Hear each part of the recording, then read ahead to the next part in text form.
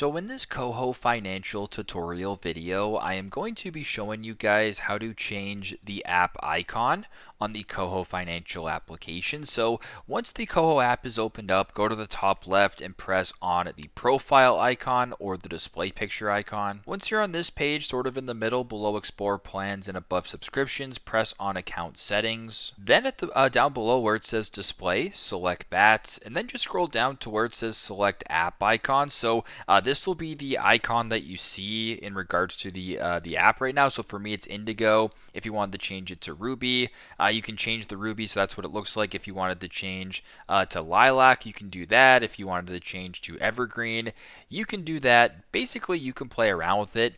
Do what you got to do. There's a bunch of different photos right here. I'm just going to go back to Indigo for this example and keep the app just like this. But pretty simple, pretty straightforward. That is how to change the app icon on the KOHO Financial application. Thanks again for watching, and I hope this video helps.